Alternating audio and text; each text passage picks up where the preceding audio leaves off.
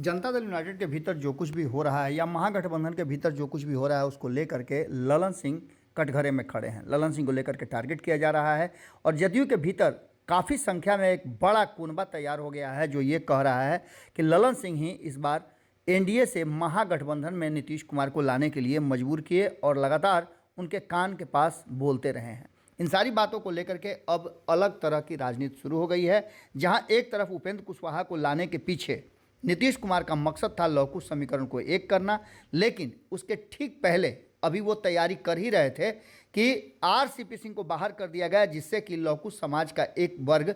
नाराज हुआ। हालांकि इसको सिरे से खारिज करते हुए नीतीश कुमार और उनकी टीम ने कहा कि आरसीपी सिंह का कोई प्रभाव नहीं था, लेकिन जिस तरह से आरसीपी सिंह लगातार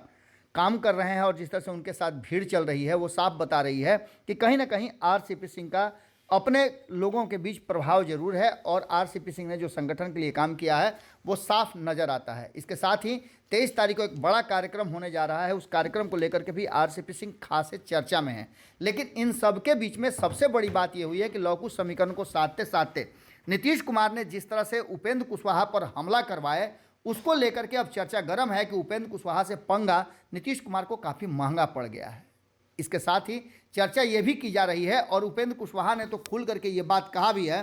कि कई लोग हैं जो भारतीय जनता पार्टी के संपर्क में हैं, कई बड़े नेता भारतीय जनता पार्टी के संपर्क में हैं। इस पर नीतीश कुमार का रिएक्शन भी आ गया है और इस रिएक्शन को लेकर के भी कई तरह की बातें अब चर्चा में आ गई हैं। साफ तरीके से अगर देखा जाए तो बिहार की राजनीति में एक बार फिर से नीतीश कुमार और तेजस्वी यादव के संबंधों के बीच खास करके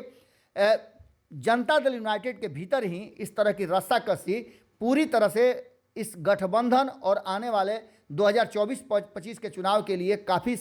जो शंकाएं हैं वो पैदा कर रही हैं। इसके साथ साथ आपको बता दें कि टारगेट पर ललन सिंह हैं। जहां एक तरफ आप खबर सुन रहे होंगे तब महाराणा प्रताप की को लेकर के एक कार्यक्रम किया जा रहा है। उस कार्यक्रम में आपने देखा होगा कि संजय सिंह के बगल में नीतीश कुमार और ललन सिंह बैठे हुए हैं, लेकिन इस कार्यक्रम में एक बार फिर से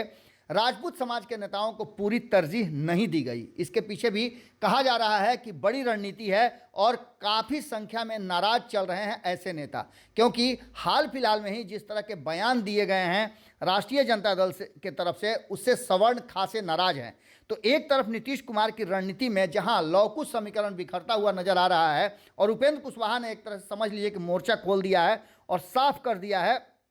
कि उनका अगला स्टॉपेज कहां होगा, वहीं नीतीश कुमार के सारे प्लान पर कहीं ना कहीं पानी फिरता हुआ नजर आ रहा है और ललन सिंह का जो एक्शन था, ललन सिंह का जो राय था, मान करके नीतीश कुमार पूरी तरह से इस बार गच्चा खा गए हैं। देखना दिलचस्प होगा कि बिहार की राजनीति में चल रहे इस रस्साकसी के बीच में नीतीश कुमार का अगला ठिकाना क्या होगा। लेकिन इतना मान के चलिए कि जो जनता दल यूनाइटेड के भीतर चल रहा है उसमें साफ कहा जा रहा है कि ललन सिंह ने कमान अपने हाथ में लेकर के कहीं ना कहीं नीतीश कुमार को इस बार गर्त में ढकेल दिया है। हालांकि नीतीश कुमार ऐसे नेता हैं कि वो बार बार पनक जाते हैं। देखना दिलचस्प होगा कि चरतरफा घिरे नीतीश कुमार इस बार कैसे बाहर निकलते हैं और ललन सिंह की भूमिका उनको बाहर निकालने में कितनी बड़ी होती है। जुड़े रहिएगा भारत लाइव के साथ, अगली खबर में जल्दी ही मुलाकात होगी। अगर ये वीडियो पसंद आई और वह बिहार के राजनीति और बिहारियत से सरोकार रखेनी तो सब्सक्राइब बटन दबा के चैनल के सब्सक्राइब कर ली। ओजे एगो घंटी बा, ओकरा बटन दबा देला से